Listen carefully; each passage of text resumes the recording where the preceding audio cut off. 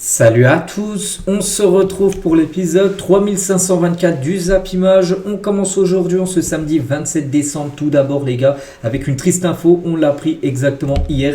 Et il s'agit de Jean-Louis Gasset, on a appris sa disparition hier matin, vendredi, donc il avait 72 ans, donc personnage marquant du foot français. Entraîneur adjoint de Laurent Blanc pendant de nombreuses années, Jean-Louis Gasset donc, est mort vendredi matin, il avait 72 ans. Donc il a été coach de pas mal d'équipes, comme l'Olympique de Marseille, où il avait pris à cette équipe pendant quelques mois. Il avait été coach également du Paris Saint-Germain, enfin coach adjoint de Laurent Blanc du côté du PSG. Il a fait pas mal d'équipes de Ligue 1, il a aussi, je crois, eu des aventures avec des sélections comme la Côte d'Ivoire. Lors de la dernière CAN en 2023, la Côte d'Ivoire a remporté la Coupe d'Afrique des Nations. C'est lui de base qui était le sélectionneur. C'est lui qui avait appelé les joueurs, bien sûr, pour la CAN. Bon, après, la Côte d'Ivoire a un peu floppé lors des matchs de poule. Et du coup, il avait été viré par Mers Faye. Puis du coup, Faye avait remporté ensuite la CAN avec la Côte d'Ivoire. Mais c'est lui de base, le sélectionneur qui avait appelé les joueurs pour remporter la CAN, bien sûr, il y a 2 ans. Donc, voilà. Concernant la disparition, bien sûr, de Gasset, ça fait la une aujourd'hui du journal L'Équipe, hein. Une vie bien sûr au service du football et pas mal de dommages bien sûr de personnes qu'il connaissait très bien, comme la réaction déchirante de Ghislain Printemps, son ancien adjoint et grand ami de Jean-Louis Gasset, parce que quand par exemple Gasset était le coach de l'Olympique de Marseille, donc Ghislain Printemps était son adjoint. Voilà. Donc il a dit: tu n'as pas le droit, en gros, merci mon ami. Voilà ce qu'il a pu mettre sur son compte X, hein. L'hommage aussi de Nasser, les gars, le président du Paris Saint-Germain, Jean-Louis Gasset. N'oubliez pas que Laurent Blanc était coach à l'époque du PSG, c'est lui son adjoint. Donc Laurent Blanc était là sous l'ère QSI, hein. Donc Nasser était président du Paris Saint-Germain. Il a dit: Jean-Louis Gasset est une personne très spéciale pour le club et quelqu'un de très important pour moi.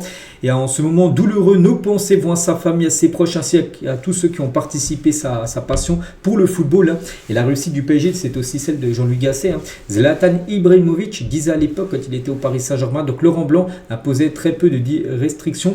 Et il avait un très bon adjoint, Jean-Louis Gasset, un type vraiment fantastique à deux. Ils ont créé un jeu que j'ai rarement joué en club, qui m'a rappelé Barcelone. Voilà ce que disait Zlatan à l'époque sur Laurent Blanc et sur Jean-Louis Gasset, son adjoint. Voilà, en gros, le style de jeu du PSG ressemblait à beaucoup celui du Barça à l'époque, hein. L'hommage par exemple de Mbappé aussi à Jean-Louis Gasset, une encyclopédie du foot nous a quittés, merci pour tout et repose en paix, mes condoléances à sa famille et à ses proches. Beaucoup d'hommages, hein, comme bien sûr l'Olympique de Marseille, les gars, qui a sorti une vidéo de plus de 2 minutes pour remémorer bien sûr l'ancien coach de l'Olympique de Marseille. A noter qu'il avait fait une magnifique campagne de Ligue Europa en 2023-2024, où ça avait été le coach bien sûr de cette équipe, hein. Mehdi Benatia aussi, le directeur sportif de l'Olympique de Marseille, a envoyé un message, hein. Vous pouvez mettre pause par exemple: tiens mon cher Louis, enfin Jean-Louis, je n'oublierai jamais ta disponibilité ce jour où je t'ai sollicité, où tu as pris ta voiture sans hésiter pour répondre à ma demande et venir entraîner cette équipe de l'Olympique de Marseille. Je t'en serai éternellement reconnaissant. Aubameyang aussi, les gars, hommage, hein, à Jean-Louis Gasset. Donc un regard suffisait, merci coach, tu vas nous manquer monsieur Gasset. Mamadou Niang également, c'est un joueur de l'Olympique de Marseille. Il était un personnage incontournable du foot français, un homme attachant. RIP boss, hein, et pense à sa famille, à ses proches, et aussi à Minarit, ancien joueur de l'OM. Jonathan Klaus aussi, qu'il a côtoyé, tiens, on peut voir sur la photo de gauche, Klaus, et en fond Jean-Louis Gasset. Donc voilà, beaucoup d'hommages, même Georges Mikotadze, qu'il n'a jamais entraîné, hein. Mais voilà, Mikotadze par exemple, il a dit, hein, certaines personnes marquent le foot bien au-delà des terrains. Merci monsieur Gasset en faire partie. Je ne vous ai pas connu, mais j'ai pour vous un profond respect. Pense à vos proches, reposez en paix monsieur Gasset. Voilà les gars, on commence cet épisode avec cette triste info, la disparition de Jean-Louis Gasset. On pense fort à lui et à sa famille. On continue maintenant, on va parler de ce qui s'est passé hier soir niveau résultat. On commence tout d'abord en Première Ligue. Il y avait une rencontre hier entre Manchester United et Newcastle. Et Manchester United s'est imposé 1-0. Voilà, c'est Patrick Dorgu qui a été buteur à la 24e minute de la partie. Donc ça va sur le but vient d'un corner. C'est un but de cafouillage, une magnifique frappe, hein. Et voilà, 1-0. C'est le seul but du match, donc parfait bien sûr pour Manchester United, bien sûr. Et surtout Manchester, les gars, est l'équipe qui marque le plus de buts sur phase arrêtée en Première Ligue, 13 buts, hein. Oui, devant Arsenal. On sait qu'Arsenal sont très forts sur coups de pied arrêtés, donc les phases arrêtées, c'est des corners, des coups francs, vous avez compris. Donc en gros, des coups de pied arrêtés. Et bien Manchester, c'est l'équipe qui marque le plus de buts. Voilà, en Première Ligue, devant Arsenal, pour vous dire voilà, qu'ils sont redoutables dans cet exercice, également les Red Devils. Toujours avec eux, Ruben Amorim, qui a sur sa progression en tant que manager, il a dit: j'aimerais retourner en arrière pour changer les choses. Il dit que si, par exemple, lui il est arrivé il y a 1 an, maintenant, et quasiment 2 mois, c'était en novembre 2024 qu'il est arrivé, mais il a dit que s'il reviendrait là à Manchester, ce serait ses premiers pas, et ben il changerait beaucoup de choses en gros. Donc j'ai plus appris la saison dernière à United que lors des 5 précédentes. Je n'ai peut-être pas le temps, pas tout le temps fait les bons choix. Je ferai peut-être 75% de choses différemment, voilà, par rapport à ce qu'il a pu faire en gros depuis son arrivée. Je suis un meilleur manager aujourd'hui. Il dit qu'il a beaucoup appris, Ruben Amorim. Donc voilà ce que peut dire le coach. Il a parlé aussi de Kobbie Mainoo. Donc Kobbie Mainoo sera l'avenir de Manchester United. Il doit juste attendre son heure et tout peut changer dans le football en 2 jours. Si nous ne trouvons personne, il est difficile de le laisser partir parce que c'est qu'il y a beaucoup de rumeurs sur Kobbie Mainoo qui souhaiterait quitter Manchester United pour les jouer ailleurs, pour avoir du temps de jeu au vu du mondial bien sûr, qui se dispute avec l'Angleterre. Mais il a dit, en gros, si on ne trouve personne, pas de remplaçant, ça sera compliqué de laisser partir. Ils ne vont pas le faire partir puis recruter personne. Non, c'est pas possible. Nous sommes en sous-effectif et il pourrait se passer quelque chose ici. Donc voilà. En gros, il faudrait un remplaçant si Kobbie Mainoo venait à quitter bien sûr cette équipe de Manchester. Donc voilà ce qu'il a à dire à Ruben Amorim. Et bonne nouvelle parce que son équipe s'est imposée 1-0. Au programme aujourd'hui, grosse journée du côté de la Première Ligue. Donc ça joue sur 3 jours. Donc hier il y a eu un match. Aujourd'hui il y a tous ces matchs-là. Il y a encore 2 rencontres demain. Aujourd'hui par exemple, City se déplace à Nottingham Forest à 13h30. Arsenal reçoit Brighton. Liverpool reçoit Wolverhampton. Ou par exemple Chelsea contre Aston Villa. Donc la belle journée football du côté de l'Appel. Il y a également de la Serie A. C'est peut-être on s'est dit, voilà, il y a seulement la Première Ligue, le Boxing Day. Non, il y a également une journée de Serie A aujourd'hui et demain avec des beaux matchs. Aujourd'hui, Pise reçoit la Juventus Turin, la Lazio se déplace du côté du d'Udinese où Lecce reçoit Como, où la Fiorentina qui a gagné enfin son premier match la semaine dernière. Ils ont gagné 5-1. Ils n'avaient toujours pas gagné le moindre match en Serie A, ils ont gagné un match. Pourquoi pas un back-to-back pour eux, peut-être s'imposer à Parma tout à l'heure. À 12h30, on verra. Donc voilà, il y a des beaux matchs aujourd'hui encore, de très beaux matchs demain et dimanche. On bascule maintenant sur la Coupe d'Afrique des Nations. Bien évidemment, on en parle tous les jours. Donc hier, on en a parlé rapidement avec juste 2-3 infos parce que la veille, il n'y a pas eu de match. Mais en tout cas, hier, il y a eu pas mal de matchs, enfin 4 rencontres. On va parler de ces 4 matchs. On commence tout d'abord avec la très belle affiche hier soir entre le Maroc, un pays organisateur, et le Mali. Score final 1-1. Donc ça a été une question de pénalty. Ce match, les 2 buts ont été inscrits sur péno. Donc tout d'abord, Brahim Diaz, juste avant la mi-temps, 45e plus 5 minutes de temps additionnel. C'est lui qui provoque le pénalty et c'est lui qui le marque. Voilà, félicitations à lui, il a déjà provoqué un pénalty lors du premier match. Bon, c'est pas lui qui l'avait tiré, il n'avait pas été marqué. En tout cas, celui-là, il l'a provoqué et il l'a tiré et il l'a marqué. Et Sinayoko, donc l'attaquant de la Géocère, buteur également sur pénalty. Je ne sais plus si c'est lui ou non qui le provoque. Mais bon, en tout cas, c'est lui qui marque. Je crois qu'il avait déjà marqué lors du premier match. Donc voilà, parfait bien sûr pour le joueur malien. Donc voilà, 1-1. Voilà, donc c'est plutôt un bon point pris, on va dire, pour le Mali, les gars. Voilà, parce qu'ils ont quand même pris un point face, bien sûr, au Maroc, l'équipe quand même favorite pour remporter la compétition. Mais le Maroc, les gars, n'a pas gagné un match. Ils ont fait le match nul, le Maroc restait sur 19 victoires d'affilée. Et du coup, cette série est terminée. Donc le Maroc met fin à une série de 19 victoires consécutives. C'est un record mondial. Jamais on a vu ça qu'une équipe en va enchaîner 19 victoires d'affilée. C'est fini pour le Maroc. Bon, ça reste comme un record, c'est exceptionnel ce qu'ils ont fait. Donc ils avaient tout gagné leur match et ils ont pu jouer le Maroc depuis le 26 mars 2024. Depuis 1 an et demi, ils avaient tout gagné. Tous les matchs qu'ils ont joués, ils les ont gagnés. Là, ça a été un match nul face à l'équipe malienne. Walid Regragui, par rapport à ce record de 19 victoires de suite, il a dit il valait mieux qu'il s'arrête aujourd'hui et qu'on regarde, qu'on reparte gagner derrière, bien sûr. On repart de 0. Voilà ce qu'il a pu dire Walid Regragui. Toujours avec lui, il a parlé de l'équipe du Mali. Et est content du nul. Félicitations à eux. Mais nous avons été les meilleurs sur le terrain. Un match nul frustrant. Nous méritions de gagner. Je remercie les joueurs pour leur performance et je suis satisfait d'eux. Ce qu'il a pu dire, il a dit qu'en gros c'est un point chanceux pour le Mali. Après le Mali, les gars ont pu obtenir peut-être un autre penalty. Ils ont obtenu un penalty, ils ont pu obtenir peut-être un deuxième dans le match. Après voilà, c'est comme ça. Le nul n'est pas non plus volé, je trouve que c'est plutôt un résultat plutôt logique. Voilà ce qu'il a pu dire. Bon, lui, il dit que son équipe méritait mieux. C'est normal, c'est le coach bien sûr du Maroc. Toujours avec Walid Regragui, il a parlé d'Hakimi. Hakimi, on pensait peut-être qu'il allait jouer, il n'a pas joué. Donc Hakimi sera apte pour le prochain match face à la Zambie. Donc Regragui, il a dit, on a des chances de voir Achraf débuter ou entrer pour mettre en route le moteur lors du prochain match. Il sera prêt en tout cas pour les matchs élimination directe, ça c'est sûr.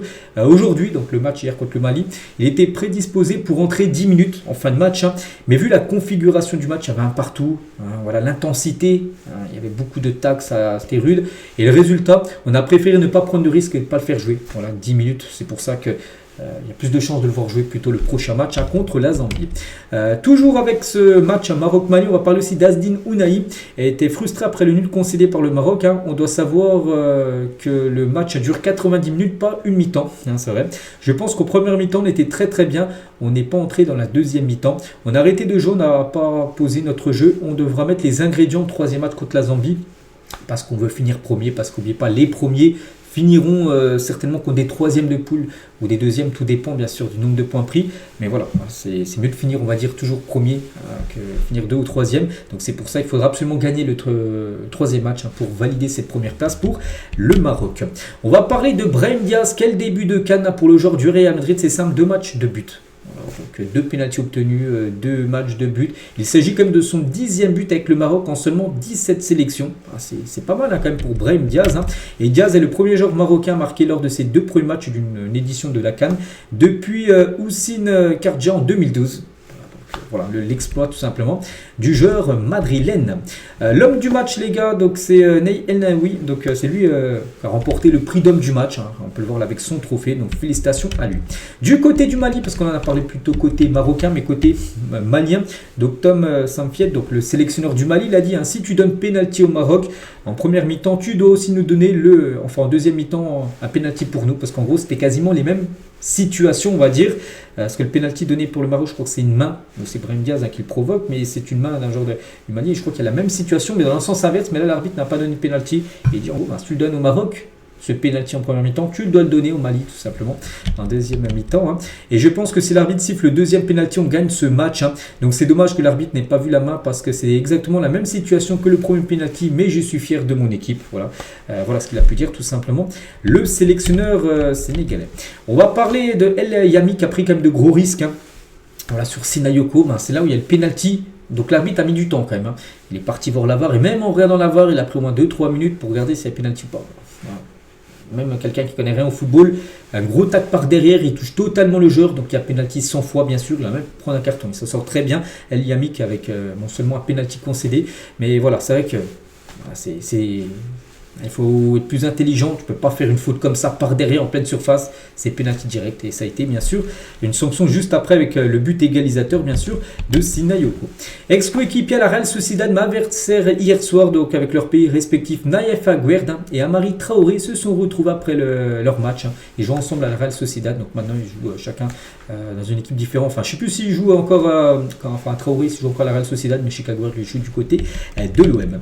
Concernant cette rencontre, il y avait pas mal de monde. Plus de 63 844 spectateurs exactement étaient présents dans cette enceinte qui compte 68 000 personnes. Donc il y avait encore des places. Il y a 68 000 places en tout. Il y a 63 000 qui étaient présentes dans ce magnifique stade. Et à noter que les joueurs marocains, les gars, quand ils ont quitté la pelouse, ont reçu des sifflets.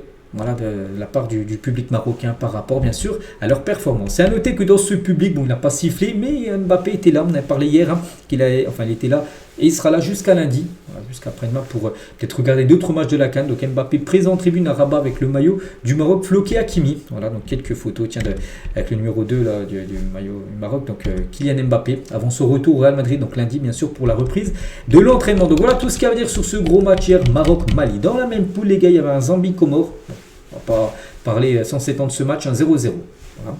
Et du coup, le classement, donc le Maroc avec une victoire, un nul, 4 points. Mali, 2 points. Zambie, 2 points. Comores, 1 point. Donc c'est simple, le Maroc, il reste un match. Donc ce sera un Maroc-Zambie. Je Mali et Comores, donc Maroc-Zambie. En cas de victoire des Marocains, la première place, bien sûr, sera acquise. Et le Mali, les gars, jouera contre les Comores. N'oubliez pas qu'il y a les 2 premiers qui se qualifient directement et la 3e place, les meilleurs 3e sur toutes les poules, sur les 6 poules, je crois qu'il y a les 4 meilleurs 3e qui passent. Donc c'est pour ça que ça sera important. Voilà, on peut dire même pour la Zambie de prendre des points, on ne sait jamais. Peut-être 2 ou 3 points pourront suffire. Après, ça va jouer au l'avérage par rapport aux meilleurs 3e. Donc c'est pour ça que cette dernière journée sera bien sûr très importante.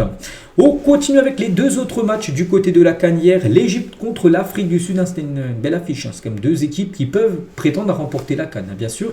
Et c'est l'Égypte qui s'est imposé 1-0 grâce à Mohamed Salah, buteur sur pénalty. Il avait déjà marqué un but lors du premier match. Il remarque un but sur le deuxième match. Donc voilà, parfait. À noter que l'Égypte a joué avec un joueur en moins. En deuxième mi-temps, ils ont pris rouge. Mais voilà, le score n'a pas bougé. Et du coup, avec cette victoire, avec ces 2 victoires en 2 matchs, tu as déjà 6 points. Voilà, tu es sûr, tu es qualifié. Donc officiel, l'Égypte est qualifiée pour les 8e de finale. Donc c'est la première nation qualifiée parce que le Maroc n'est pas encore sûr d'être qualifié malgré qu'avec 4 points, tu es sûr quasiment de finir meilleur 3e. Enfin, quasiment sûr. Voilà, mais bon, officiellement pour l'instant il y a seulement l'Égypte qui est qualifiée. Donc après 2 journées, les Égyptiens sont rassurés de terminer leader. Même s'ils perdent le dernier match, ils sont sûrs de finir premier. Ils affronteront donc un 3e d'une poule, voilà, lors du 8e de finale, l'Égypte. Et ça là les gars, qui a été buteur, l'ambiance ici au Maroc est incroyable. Je suis très content d'être ici. Voilà ce qu'il a pu dire l'attaquant de Liverpool. A noter que c'est pas Salah qui a été élu homme du match, mais plutôt Mohamed El Chinaoui. C'est lui qui a remporté le prix MVP concernant cette rencontre. Et toujours tiens sur ce match les gars qui avait lieu à Agadir. Donc scène absolument incroyable à Agadir. Donc le match Égypte-Afrique du Sud, on parlait là juste avant. Donc devait être ouvert à tous gratuitement. Des milliers de spectateurs se ruent actuellement vers le stade. Donc voilà, parce qu'en gros, il n'y avait plus de monde. Regardez, 2 minutes avant le coup d'envoi, il n'y a pratiquement personne et tout. Et du coup, comme ils avaient déjà fait lors d'un match précédent, je crois que ça avait été de nouveau avec l'Égypte, et ben du coup, les organisateurs ont dit, voilà, on ouvre les portes gratuitement.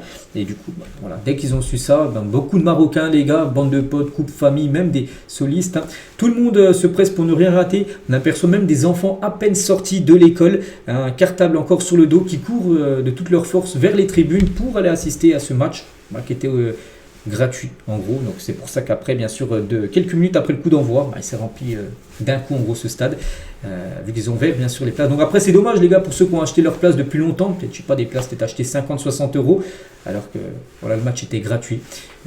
C'est comme ça. On continue avec l'Angola contre le Zimbabwe, c'était le dernier match à parler, un partout voilà, entre ces deux formations. Et du coup le classement, donc l'Égypte, comme j'ai dit, 2 matchs, 2 victoires, sûr d'être en tête, parce qu'après c'est un galavérage particulier. Donc même s'il perd le dernier match et l'Égypte gagne, enfin l'Afrique du Sud gagne, les deux seront à 6 points, mais vu que l'Égypte a gagné l'Afrique du Sud, ils sont sûrs d'être devant. Voilà, donc l'Égypte est sûre d'être première. Donc l'Afrique du Sud, on va dire une victoire, ça leur permet d'avoir la deuxième place. Après on ne sait jamais, ils peuvent perdre. Et après Zimbabwe ou l'Angola peut accrocher, pourquoi pas, cette deuxième place. Et comme j'ai dit, il y a toujours la place troisième aussi qui peut être aussi envisagée. Voilà tout ce qu'il y a à dire sur les 4 matchs d'hier. Au programme aujourd'hui, grosse journée. Ça commence tout d'abord tout à l'heure à 13h30 avec un Bénin-Botswana. Ensuite les gars, 16h, peut-être la plus belle affiche de la journée, un Sénégal-RDC, voilà, c'est un gros match. Ouganda contre la Tanzanie, 18h30, et le Nigeria contre la Tunisie, 21h, là aussi un gros affiche. Voilà, donc là on va être servi aujourd'hui du côté de la Coupe d'Afrique des Nations. Donc voilà ce qu'il y a à dire. On en parle pendant une quinzaine de minutes, bien sûr, mais voilà, comme j'ai dit, on dit qu'on parlera de tous les matchs, bien sûr, de cette compétition. Toute autre chose, les gars, rien à voir avec la CAN. On va parler d'arbitre. Et pour moi, c'est quand même une sacrée surprise. Les 2 meilleurs arbitres internationaux de l'année sont français. Le premier, c'est Clément Turpin. Le deuxième, c'est François Le Texier. À noter que Stéphanie Frappard finit 2e chez les femmes également. Donc là, on ne parle pas que arbitre français, on parle d'arbitres internationaux. Donc on prend aussi tous les autres arbitres qu'on connaît, voilà, qu'on voit souvent en Ligue des Champions, les Marcignac, les Michael Oliver, voilà, j'ai des noms comme ça, d'arbitres. Donc les 2 meilleurs, c'est Turpin et Le Texier. Voilà, donc voilà, quand je vois Turpin, je sais pas, je me dis que c'est quand même... Avoir une première place, c'est quand même chaud. Rien que j'ai une image du match Monaco-PSG, les gars, avec Lamine Camara qui a mis un gros coup sur Lucas Chevalier. Il n'a mis aucun carton, enfin carton jaune, carton aucun, mais il n'avait pas pris rouge, alors ça méritait totalement rouge. Et le voir meilleur arbitre, c'est quand même un sacré scandale. Bon, tant mieux pour Clément Turpin. Après, je parle de ça en Monaco-PSG, mais aussi plein d'autres situations où Turpin, des fois, a pris des décisions très très controversées. On continue cette fois-ci, on prend la direction de l'Espagne, Mundo Deportivo, donc c'est un journal catalan, un journal spécialisé sur le Barça, et ça parle, on peut voir, démanteler le Negreirato, donc l'affaire Negreira. Vous savez que l'affaire Negreira, c'est une affaire qu'on entend parler depuis de nombreuses années, que le Barça, il y a à peu près une vingtaine d'années, aurait payé le patron de l'arbitrage, donc Negreira, pour que le patron de l'arbitrage dise à ses arbitres, en gros, favoriser le FC Barcelone. Voilà, dès que vous ne savez pas trop, vous sifflez penalty pour le Barça et ça fait beaucoup parler. Et voilà, donc en gros, le Real Madrid, parce que c'est le Real Madrid, les gars, qui accuse beaucoup le Barça d'avoir payé, bien sûr, Negreiro pour avoir été favorisé par rapport à l'arbitrage. Donc le Real Madrid envisagerait de demander plusieurs millions d'euros dans l'affaire Negreira. Le club estime avoir subi un préjudice sportif et institutionnel à la suite des paiements effectués par le Barça des sociétés liées à l'ex-président du comité arbitral espagnol. Donc voilà, le président du comité arbitral espagnol, Negreira. Voilà. Donc le Real Madrid réclame donc des audits, des procédures de due diligence et plus de 600 documents comptables. En gros, le Real Madrid veut beaucoup d'argent par rapport préjudice sportif et institutionnel. Voilà, par rapport à cette affaire. C'est toujours pas fini, on en parle quand même depuis une dizaine d'années cette affaire et ça continue. On continue toujours avec le Real Madrid, rien à voir avec l'affaire Negreira, mais plutôt là, sur le mercato, couvre ses portes, c'est jeudi les gars, jeudi dans moins d'une semaine. Et Xabi Alonso veut un milieu de terrain en janvier. Donc le club estime que l'effectif est suffisamment armé, la décision est claire, aucun recrutement. Pérez il lui a dit, Xabi Alonso lui a dit oui je veux un milieu, il a dit non, tu as déjà ce qu'il faut. on recrute personne en janvier. En gros, il y a eu seulement un mouvement de mercato, là, on va dire sur ce mercato hivernal, c'est le départ d'Hendrick. C'est tout. Du côté du Real, il n'y aura pas d'autre départ ni d'arrivée. Donc, voilà. La volonté de Xabi Alonso, c'est non. Pour Florentino Pérez. Le Real Madrid aussi stoppe la piste d'Ayotou Upamecano. Les exigences salariales du tricolore ont été jugées trop élevées par le Real Madrid. En plus, il pourrait potentiellement peut-être prolonger au Bayern. Et du coup, le Real jette l'éponge concernant Upamecano. À noter que le PSG est toujours intéressé concernant le défenseur du Bayern. On apprend également, d'après le journal L'Acer, que le Real Madrid pourrait tenter de recruter Vitinha cet été si Vini Junior part. Donc là, on parle bien sûr de l'été prochain. Là, le Real Madrid sera actif. Donc en janvier, non, mais l'été prochain, où il y a moyen de faire des choses. Et si Vini part, on apprend aujourd'hui, d'après L'Acer, en gros, c'est un journal espagnol, que le Real Madrid va tenter Vitinha, le milieu du Paris Saint-Germain. Le PSG, pour moi, c'est un joueur, je pense, intouchable. Mais on ne sait jamais, dans le mercato, tout peut arriver. Donc ça commence à se crisper pour le Brésilien à Madrid. Il a encore été sifflé par le public du Real Madrid, enfin le public madrilène, samedi dernier, lors du dernier match du Real. Toujours tiens, avec le Real, on va parler d'un ex-joueur parce que bon, pendant 6 mois, il n'appartiendra plus au Real mais plutôt à Lyon. Et c'est Hendrick qui est arrivé à Lyon avec sa copine ou femme, je sais pas s'il est marié, j'en sais rien. Donc il est arrivé, voilà, Hendrick, qui va participer au premier entraînement, je crois, je sais plus, ça reprend aujourd'hui ou peut-être lundi, j'en sais rien, pour préparer bien sûr la nouvelle saison. À noter que Lyon, joue leur premier match samedi prochain, dans une semaine jour pour jour, ça sera contre Monaco le samedi 3. Et on pourra peut-être voir les premiers pas d'Hendrick avec l'Olympique lyonnais. Des nouvelles de Lamine Yamal. Donc lui, retour comme les joueurs du Barça, même les joueurs du Real, ça sera lundi. Un entraînement, donc voilà. En tout cas, 2 jours avant la reprise de l'entraînement, on peut voir qu'il a partagé une vidéo. Et avec une seule vidéo sur sa chaîne YouTube, parce que ça, il est youtubeur. Lamine Yamal. Donc en gros, il a présenté sa maison. Il a fait une petite visite tour de sa maison, il a filmé tout ça.